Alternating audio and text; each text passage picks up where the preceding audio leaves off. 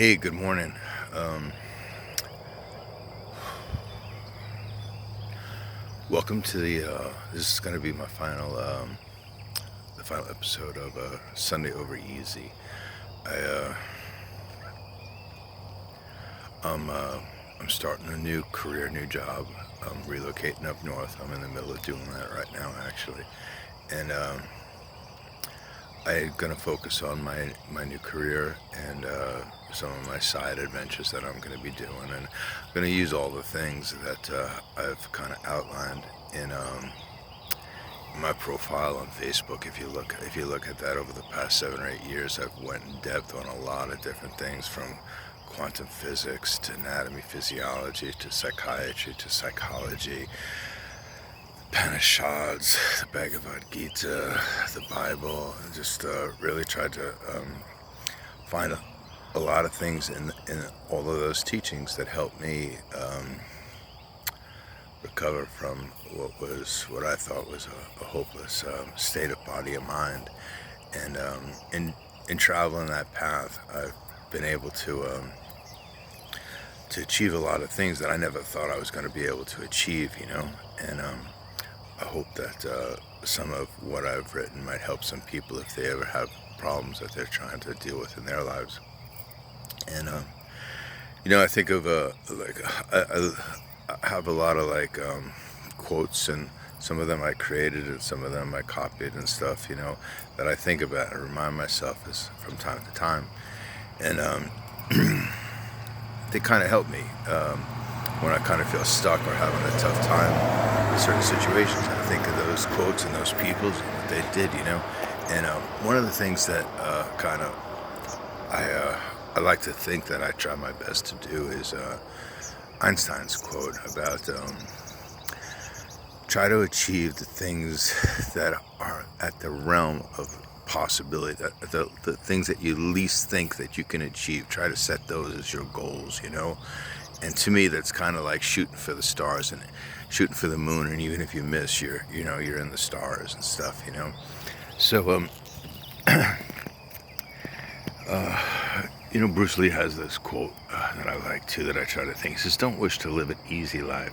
Wish to survive an incredibly difficult life," And I think that's, I think that's true for all of us in our own way. We all do it. We all face a difficult life in certain situations. And I think the best thing that we could do is not only survive those difficult situations, but put a hand out behind us to help those that are going through those same situations, and or collateral situations, and inspire them and maybe give them a footnote to follow, So with that in mind, this last chapter, I wanted to talk about failure, and how to use failure as a catalyst for opportunity, And it's kind of an apropos with that, If you think of failure as, oh, I'm going to accomplish something, it truly isn't a failure. Usually when we experience failure, we feel like, a part of us that we value, a part of us that we think is, worthy, a part of us, that our ego, that, the I that constructs us, that I am, that we feel is a part of us, has failed in some way, And what that does, and it can be thought of in a lot of different ways, but from a psychology standpoint, that ego that lives in the sense of, this is who I am, that's been bruised, that's been hurt, and we tend to want to withdraw and stuff. But at the same time, if we can look at that as that kind of lowers the fence, that kind of allows, all of a sudden, when that ego is kind of is wounded, it kind of retreats, and as it retreats, it allows for more opportunity to come in. Things that we normally would have pushed away, say, that's not who I am, I'm not this, this is who I, when that's challenged, all of a sudden you'll be like, I'm not sure who I am. Whether you're going through, your marriage, that you worked your ass off, and that the other person is not, living up to what you think they should do, you feel hurt, you feel rejected, you're facing a disease that's threatening your life, you're trying to figure out, what's my purpose, this whole sense of I is being threatened, you're faced with an addiction, that's totally, destroying your life, and the people that are around you, you have a sense of failure about you. You know, you're in a car accident that you don't know, what you're going to be like when you recover from. You might have broken bones, you might have injuries that are going to affect you the rest of your life. Those are the times when you sit there and you look, go, what am I trying to learn from this? What is this experience trying to teach me? What does God, whatever God you worship, Allah, Buddha, Jesus, and I'm not trying to offend anybody, but we all raise on our own perception of God, and we draw from that, from experience of strength. And anyway, I'm not going to go into trying to convince everybody who has this monolithic belief in their perception of religion, but so that feeling of failure is not something that we derive from a sense of accomplishment, or a sense of there's something in this for me. It's an oxymoron, man. It's when we're at our lowest. It's when we feel most home, when we feel like the leper asking Christ. I think of this often, man. I'm not worthy to receive you, but only say the word and I shall be healed. I mean, God wants to see that in our life. So so my advice to you is, when you're experiencing those times, and I think of there's a lot of popular people, a lot of successful people, a lot of icons that you can ask, what did you do in those times? What happened to you? What did you do? And I think almost all of them have said that they searched inside themselves, that they looked for something that's supposed to come out of them from that failure. That failure is a seed. If we water it, if we give it light, if we give it nourishment, if we provide, that failure helps us to rise above. And man, what grows from that failure is God. You see God in yourself. I mean, it's such a upside down, inside out. The idea of the seed that's coming inside out, its whole texture is destroying, is growing into something, that is just way beyond, or the caterpillar, the cocoon becoming this wonderful butterfly that's nourished with all the ingredients to grow. And there's a lot of ways to do that. So, I think, the idea of Sunday over easy is what we're ready for right now in our society. I think we all need something to find, maybe on a social media platform, maybe somebody like Zuckerberg who could sit there and go, you know what, man, I could do something with this. I could sit there, set up a PBS station or something that has this, this very non-threatening platform that a lot of people can adhere to, and give insight and have people talk about, people that we admire, people that we find a success story, have them talk about topics that are very challenging, that a lot of people don't want to talk about, and then give clinical insight into those topics, give spiritual insight into those topics. And even so, in between those shows, say we do it once a week or whatever stuff, have homework for people to do, give people things to study, and then if you do it on a platform or social media, you can have AI intelligence help individually feed millions, billions of people the information they need to get to where they want to be. So, it may seem far-fetched, but it's really not, man. It's something that I think that our society is going to be able to evolve into something that's so much more than this divided,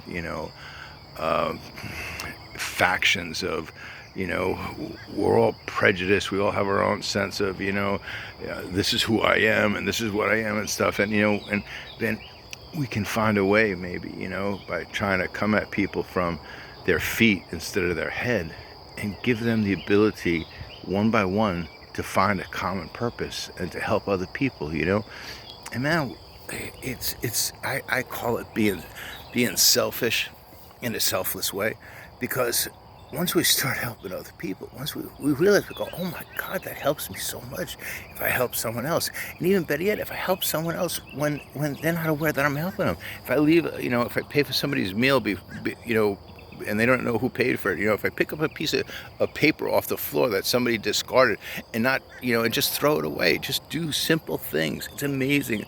If people want to, how do I get to the top of the mountain? You know what I'm saying? We don't have to worry about the top. We just have to worry about how do we take the first step in climbing the mountain, That might be buying a pair of sneakers or a pair of work boots or some kind of thing. It might be buying something to prepare for when you get higher on the mountain.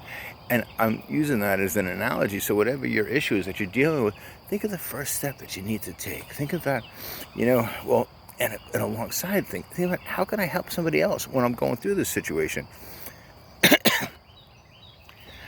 There's you know, benevolence has a sense of selfishness to it. We need to take care of ourselves in order to help other people. And I think the biggest challenge for ourselves in our society, in our lives right now, is trying to figure out how to combine those two. How can I take care of myself but also help somebody else, you know? And I think when we look at that scale kind of back and forth, you know, is when we start to see God, whatever God is, and all the little things in life, you know? So anyway, I hope my talks have helped you. Like I say, I failed at so many things I feel bad about that I wish I had done better, you know? But I can't do anything about those things, but I sure can try harder to do better at the things I do today, you know? I like the idea of whatever you do, do the best at it that you can possibly do. And then if you fail at it, you didn't really fail. You failed forward. You stepped out of some old paradigm and you stepped into a new paradigm. And even though you may have failed at something that you were working hard at, you're going to succeed in other areas. It's going to lead to another stimulus, another catalyst, another dawn's going to arise from that sunset, you know? So look at your failure as a sunset, and it's going to be a sunrise to it. Have purpose, though. Have belief. Have conviction towards some higher ideal that your failure is serving. I hope you all do really well, and I hope, you know, a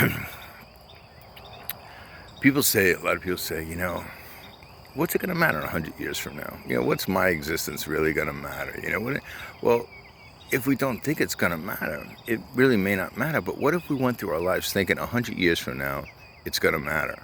So it's going to matter, you know, the fact that I have a caring nature, the fact that, you know what, maybe, you know, if you want to look at this one, maybe the fact that I let a mosquito fly off of me instead of swat it matters, you know. And if we start looking at things in a small way, the amount of change that we can make in life in a big way could be beyond our expectations, you know. So I think if we think about all of us as being, man, all of us are an Elon Musk, all of us are a Jeff Bezos, all of us are a Warren Buffett, all of us are a Jesus Christ, all of us are an aspect of Allah, all of us are Buddha, all of us have all of these qualities.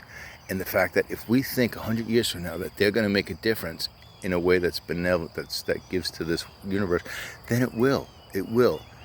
And I say, if I give any encouragement, I hope that does. And hope you guys have a great day today, man. It's looks like it's going to be a beautiful trip up north, and I'm going to get ready to experience some cold weather. And I wish you guys the best. Thank you for if you're listening to this right now. I really appreciate you taking the time to listen to it, and I hope I get to meet you more in the future. Thank you. Bye bye.